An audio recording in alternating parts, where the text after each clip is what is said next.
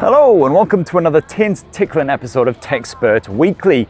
And this week your Uncle Spurt is reporting from Paris, where things have been a wee bit fighty and smashy and burny of late. It's quite nice actually, it's almost like being back home in Sunderland. I'll tell you what, over here in France they've got sun as well, so the top of my head is getting rather crispy already. I'm over here for the Honor launch, where the fresh new Honor 90 mid-ranger has just been waggled about on stage. And thankfully Honor actually found a stage that wasn't on fire at the time. So for starters, this week we'll have more on all of that shenanigans. And then for the TechSpurt Weekly main course, that elusive OnePlus Nord 3, which launched this week with absolutely zero fanfare in the UK. And for pudding, a lovely sack full of viewer comments, which will probably ruin our guts and have us dashing for the bogs at 2 AM. Sorry, I don't really know where I was going with this whole weird dinner analogy. It's almost like I'm just rambling incoherently. Anyway, let's do a jingle Francais style. Les Spurt de Texema.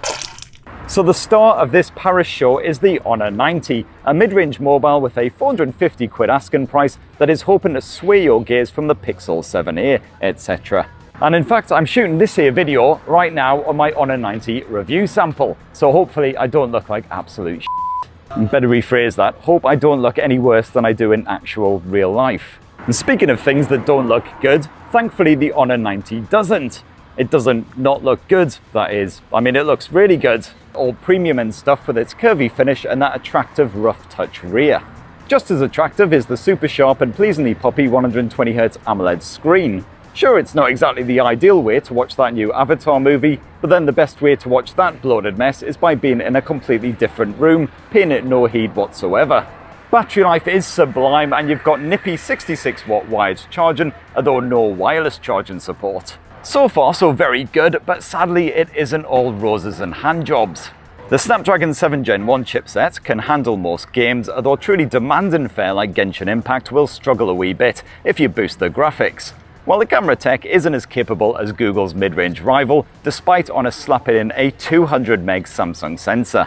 And I've done a full review of the Honor 90, it's live right now here on the TechSpurt, so definitely go check that out for all you need to know. Anyway, that's all from me here at the Honor launch in Paris, and I'm going to pass back to myself from yesterday when I was still safely ensconced in my London studio with a massive crate full of whiskey. Speaking of which, I'm going to go see if I can sniff out a bottle of something that hasn't already been turned into a Molotov cocktail. Ciao! Thanks future me, hope that you're still alive and you haven't been run over by an ambulance that's on fire or anything like that. Hope you managed to track down some free booze as well, I get the feeling you're probably gonna need it. Now this week also saw the launch of the OnePlus Nord 3, a mid-range marvel with specs comparable to OnePlus's flagship phone, the OnePlus 11. Don't get too aroused though, because while the OnePlus Nord 3 will be released in no less than 16 EU countries, unfortunately Blighty is being bypassed due to some complicated legal shenanigans. Hopefully this smartphone will be sorted soon, but in the meantime you're going to have to track down this self-proclaimed flagship phone killer by other means. Unless of course you don't actually live here in the UK, in which case congratulations, you bastard. OnePlus has once again stuck with the mantra, pretty much everything you could ask for. Because sadly it still can't conjure up a glass of single malt into my waiting hand or fry me up an egg and chip butty when I'm hanging like a giraffe's ball bag.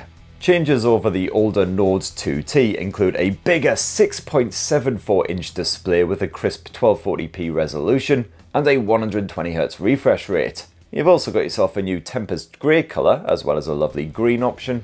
And OnePlus already learned the hard way that scrapping that much beloved alert slider is a rather bad idea, so thankfully the OnePlus Nord 3 hasn't shat the bed on that front.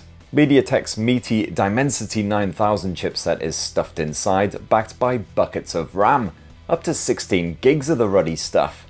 And with a dedicated cooling system in place, plus that nifty ColorOS gaming mode, the OnePlus Nord 3 should be a cracker for playing whatever you fancy. And the Nord 3 also comes packing a much bigger battery than the Nord 2T, a 5000 mAh mega bastard, complete with that same 80-watt Super VOOC wired charging, although sadly there is bugger all wireless charging support.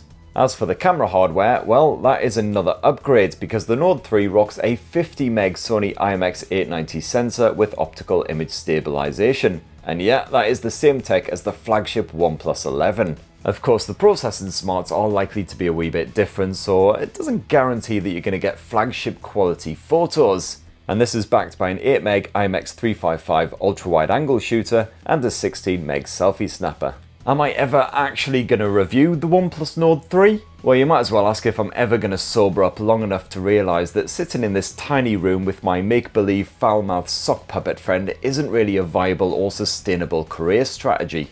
In the first case, hopefully, yes. In the second case, not until the entire planet's booze reserves run completely dry, and then frankly it's a short trip off a high cliff top for your Uncle Spurt. Good bloody night.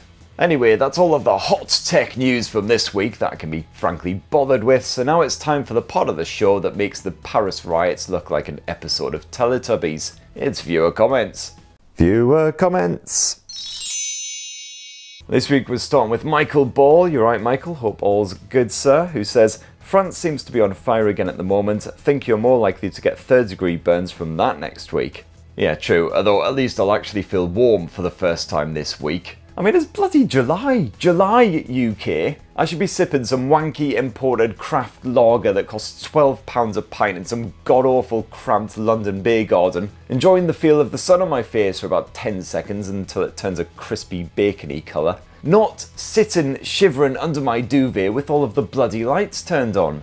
John Lander says, I was almost happy when you mentioned the implosion of the universe, then you had to ruin it by saying it wasn't happening. I know, I'm sorry to get your hopes up, mate. Here's hoping a fucking comet slams into the planet over the weekend or something. And if you're watching this, it means that I did manage to escape France in one piece, or at least with enough limbs to edit and upload a video, so that sucks. The Observer says, this guy can't hide that he's a hentai addict. I love it, mate. Yeah, ever since I got my hands on a copy of Urotsukadoji on VHS back in the 90s, expected it to be some ultra-violent horror anime, and my fragile wee teenage mind was absolutely ruined. Very much like every single female character in that movie when they're inevitably rogered senseless by slimy monster demon tentacles. Tell you what, I didn't even dare hide that video underneath my mattress. I chiseled a secret compartment in my wall for fear of it ever being discovered. Lots of hands to the pumps for various chats on Nothing Phone 2.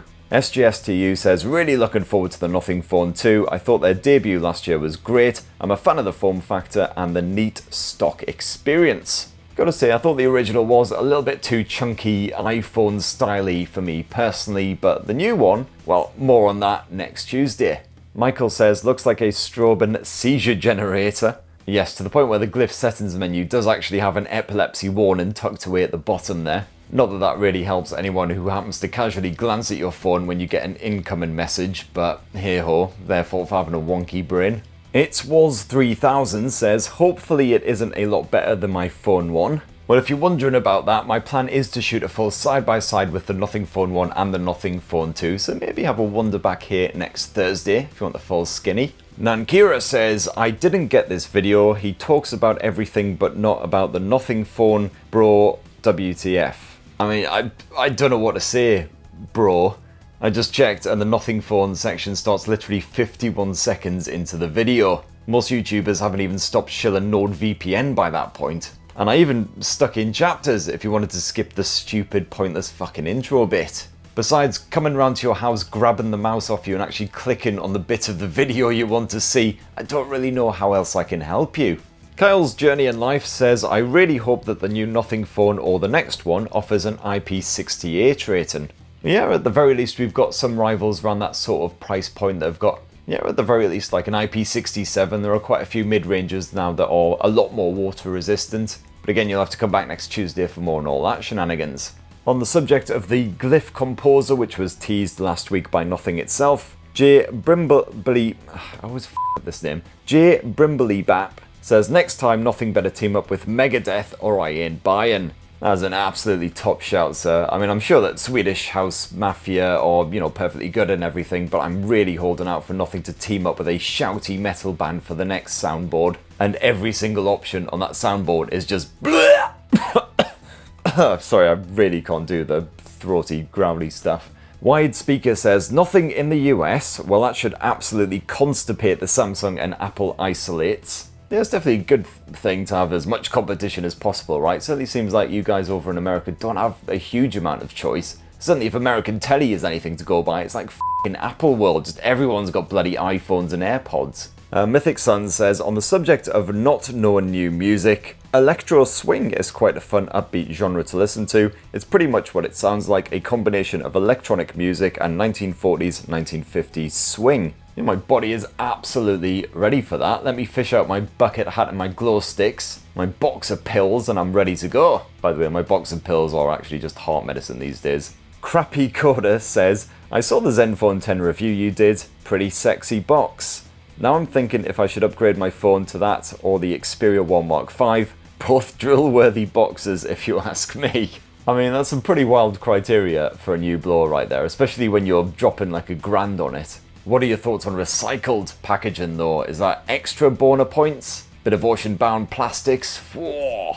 Leonidas 450 BC says, it's official, your channel has now become the new adult Tiz was. And that'd be bloody marvellous. If only I could get a proper TV budget and then move into a space that's bigger than your average household closet. Steve-O says, hey, I live in Japan, watch your videos all the time. Cheers, Steve-O, much appreciated, mate. If you need any weird Japanese phones to be shipped, let me know. You have to pay for them though. Do the Japanese still have bizarre phones though? I thought that all kind of died a death about a decade ago when phones in general stopped being fun. What we really need is just every tech CEO to just smoke a whole bunch of crack and start pumping out mental shit again. Make this job a lot more interesting. Miko says, I turned 30 in November. Young Uncle Spurt, please tell me, at which age did you notice the time flies and you start to feel old? Is this normal when you turn 30? Mate, if you're feeling old when you're 30, just wait until you frickin' hit 40. You're in for a shock like a sledgehammer right to the crotch. When did I start to feel old? To be honest, I've been feeling old for so long now that I've kind of forgotten. It was probably the first time that I sneezed and put my back out. That's when you realise that shit is going severely downhill. Better make this the last one for the week, as massively out of time. Mubishir says, Mr. Wangsock has some talented genes. No wonder he's so creative with his choice of words. Well, in a shocking twist to that tale, it turns out that Mr. Wangsock's parents aren't actually Ed Sheeran and a pair of tights. His results got mixed up in the lab. In fact, his real parents are... Oh, Jesus, cocknobbing Christ. Ah, what's that you're reading, Baldy? Nothing at all. Just some flyer for a cancer charity or something like that. Ah, bloody do-gooding bastards. If I ever catch them posting through my letterbox, I'll bite their f***ing hands off. Yes, well, quite. Let's do the next week jingle and get this whole horrific, ridiculous charade over with. This is about next week. So unless you've been avoiding the internet for the past few weeks and also skipped over half of this show, which, you know, fair play, you will know that it's the Nothing Phone 2 launch next Tuesday afternoon here in Blighty. So definitely come back to the Techsperts for some hot, tasty unboxing action, and I'll be bringing you my full Nothing Phone 2 review and a comparison with the Nothing Phone 1 later in the week. In the meantime, please do let us know your thoughts on the OnePlus Nord 3, the Nothing Phone 2, the Honor launch shenanigans, fighty blokes in Paris, whatever is on your lovely wee mind. We'll try and smash through as much of that as possible next week. Want to do the honours of signing off, Mr. Wangsock? Ah, f*** off the lot of yous! Go watch porn like a normal person!